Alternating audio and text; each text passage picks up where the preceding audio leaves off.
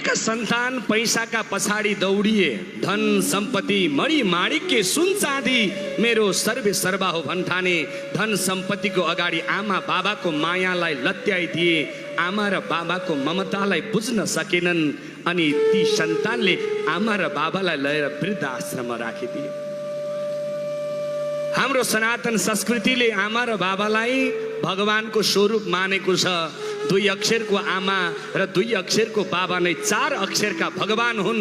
यदि पुज्नु छ भने मन्दिरका देवतालाई भन्दा पहिला घरका भगवानलाई पुज्नु भनेर वैदिक सनातन संस्कृतिले सिकाएको छ। तर सन्तान र सन्ततिले आमा र बाबाको ममता बुझ्न सकेन। सानो एउटा कुरा बताउँछु, नजिकैको वृद्ध आश्रममा जानु, वृद्ध आश्रममा गएर सोध्नु, त्यहाँ भएका धेरै आमा बाबाहरूलाई भन्नु, आमा तपाईँ किन वृद्ध आश्रममा आउनु भएको हो? आमाले भन्छन्, बाबु मेरो छोरा नेपाल सरकारको उपल्लो ओदाको कर्मचारी छ, बुहारी पनि काठमाडौँ गएर बसेकी छिन्, सबै परिवार उतै गएर बसे, मलाई अब बुढेसकालमा घरमा नाति नातिनासँग बस्ने अवसर होला भन्दा सन्तानले ल्याएर, छोराले ल्याएर मलाई वृद्ध आश्रममा राखिदिए, आमाको जवाफ यो हुनेछ। त्यही वृद्ध आश्रममा बस्नेहरूको बाबालाई सोध्नु, बाबा तपाईँ खाना लाउन नपुगेर वृद्ध आश्रममा आउनु भएको हो?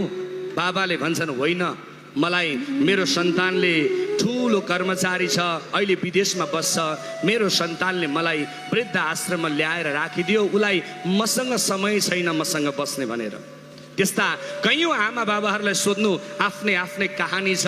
कसैले सन्तान ठुला कर्मचारी छन्, कसैका सन्तान अमेरिका छन्, कसैका सन्तान अस्ट्रेलिया छन्, कसैका सन्तान क्यानाडामा छन्। आमा बाबालाई बुढेसकालमा पाल्ने समय छैन। त्यो वृद्ध आश्रममा बस्ने आमा बाबाका यस्तै कहानी छन्। एउटा पनि आमा र बाबाले भन्दैन, बाबु खाना लाउन नपुगेर मलाई वृद्ध आश्रममा आउनु परेको भनेर।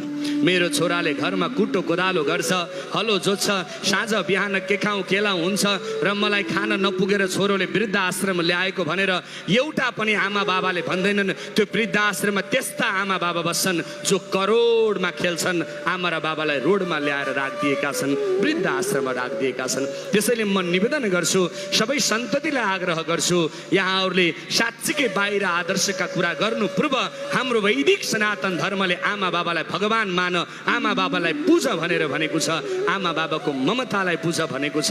त्यही ममतालाई बुझेर आज यो कर्म भइरहेको छ। शास्त्रले भन्छ, कुपुत्रो जायते क्वाचिदपि कुमाता नभवति। यो संसारमा कहिले पनि सन्तान एउटा